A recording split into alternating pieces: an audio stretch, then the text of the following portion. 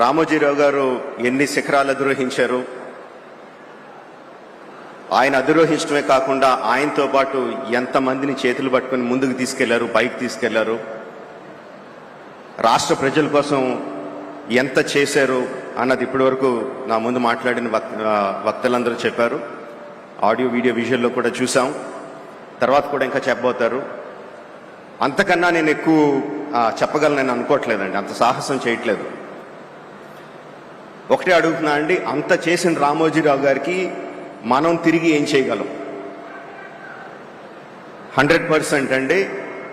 ఆంధ్రప్రదేశ్ రాష్ట్ర ప్రభుత్వాన్ని, తెలంగాణ రాష్ట్ర ప్రభుత్వాన్ని, కేంద్ర ప్రభుత్వాన్ని కూడా రిక్వెస్ట్ చేస్తున్నాను ఈ వేదిక మీద నుంచి, రామోజీరావు గారికి భారతరత్న ప్రదానం చేయడం సముచితం, సబబు. నమస్కారం అండి. Thank you. ఇప్పుడే కొంతమంది మాట్లాడుతూ చెప్పారు, రాజమౌళి లాంటి వ్యక్తులు కూడా మాట్లాడుతూ ఒక మాట అన్నారు, ఆయన చేయాల్సిందంతా చేశారు, మనమేం చేయాలి? ఈ సందర్భంగా ఆంధ్రప్రదేశ్లో ఉండే, తెలంగాణలో ఉండే తెలుగు వారందరికీ విజ్ఞప్తి చేస్తున్నా, మనం కోరుకునేది తెలుగు జాతికి ఆయన చేసిన సేవల కోసం ఈ వ్యవస్థ చిరస్థాయిగా ఉండాల్సిన అవసరం ఉంది. ఈ లెగసీని కంటిన్యూ చేయాల్సిన అవసరం ఉంది. అందుకే కిరణ్ గారిని, వారి కుటుంబ సభ్యులను కోరుతున్నా. అదే మరి వారి పిల్లలు ఉన్నారు ఇక్కడ. ఆయన స్థాపించిన వ్యవస్థ ఆయన కుటుంబ సభ్యులదే కాదు, 10 కోట్ల తెలుగు ప్రజానికన్నది ఆయన ప్రజల ఆస్తి. అలాంటి ఆయన స్థాపించిన వ్యవస్థల్ని భావితరాలకు అందించే బాధ్యత వారు తీసుకుంటే, మనందరం కలిసి ఆయన స్ఫూర్తి ఎల్లప్పుడూ తెలుగు జాతిలో ఉండే విధంగా మనం ఆలోచించాల్సిన అవసరం ఉంది. ఎన్టీ రామారావు గారికి కూడా భారతరత్న ఇవ్వాలని చెప్పి మనం ఎప్పటి నుంచో పోరాడుతున్నాం. అదే సమయంలో రామోజీరావు గారికి కూడా భారతరత్న సాధించడం మనందరి బాధ్యత. ఒక పక్క ఎన్టీ రామారావు గారు, ఒక పక్క రామోజీరావు గారు, ఇద్దరికి ఇద్దరే అలాంటి మహానాయకులకి, యుగ పురుషులకి మనం నివాళులర్పించడం అంటే ఇలాంటి కార్యక్రమంలో భాగస్వాములు కావడమేనని చెప్పి నేను మీకు తెలియజేస్తున్నాను.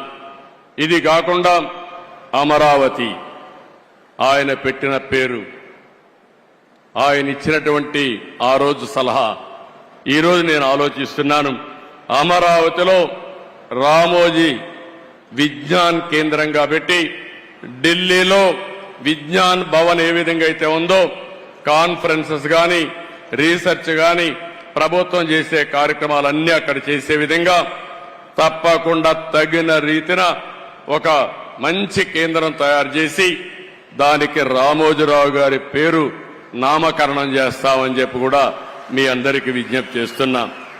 అదే మాదిరిగా ఒక రోడ్డు కూడా రామోజీరావు గారి మార్గని, లేకుంటే మార్గమని ఒక రోడ్డు కోసం కూడా ఆయన పేరు పెట్టడం. అదే మాదిరిగా విశాఖపట్నంలో ఆయన యొక్క జీవితాన్ని ప్రారంభించింది, మొట్టమొదటిసారిగా పేపర్ పెట్టింది. అందుకే విశాఖపట్నంలో చిత్ర నగరి అని ఒక పేరు పెట్టి సినిమా షూటింగ్లు చేయడం కోసం ఇప్పుడే మిత్రుడు పవన్ కళ్యాణ్ గారితో మాట్లాడా. అక్కడ కూడా చిత్ర నగర్ అని రామోజీరావు గారి పేరుతోనే పెడతాం, రామోజీ చిత్ర నగర్ అని పెడతామని చెప్పి నేను మీకు తెలియజేస్తున్నా. ఇవి కొన్ని సూచనలు మాత్రం మీకు ఇస్తున్నా. ఆ మహనీయుడికి మనం నివాళులర్పించాలంటే ఆయన స్ఫూర్తిని భావితరాలకు అందించడమే. ఎంతో మంది పుడతాం, ఎంతో మంది చనిపోతాం, కానీ కొంతమంది మాత్రం చరిత్రలో ఉంటారు. అలాంటి చరిత్రలో చిరస్థాయిగా నిలిచిపోయే వ్యక్తి రామోజీరావు గారు. అలాంటి వ్యక్తి సంస్కరణ సభ చేయడం నా అదృష్టంగా నేను భావిస్తున్నాను.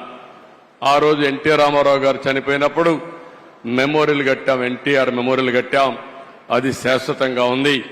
ఈరోజు రామోజీరావు గారికి కూడా అలాంటి గుర్తింపు ఇవ్వాల్సిన బాధ్యత మన మీద ఉంది. మీరు కూడా సజెషన్స్ ఇవ్వండి. తొందరలోనే వారి కుటుంబ సభ్యులతో కూడా మాట్లాడి ఆయనకు తగిన విధంగా గుర్తింపు ఉండే విధంగా, ప్రజలు గుర్తుండే విధంగా చేస్తారని చెప్పి తెలియజేసుకుంటూ, కుటుంబ సభ్యులందరికీ ప్రగాఢ సానుభూతి తెలియజేస్తూ వారు ధైర్యంగా ముందుకు పోయి లెగసీ కంటిన్యూ చేయాలని చెప్పి కోరుకుంటూ, ఇంకొక పక్క ఆయన ఆత్మకు శాంతి కలగాలని భగవంతుని మరొక్కసారి ప్రార్థిస్తూ అందరికీ నమస్కారాలు.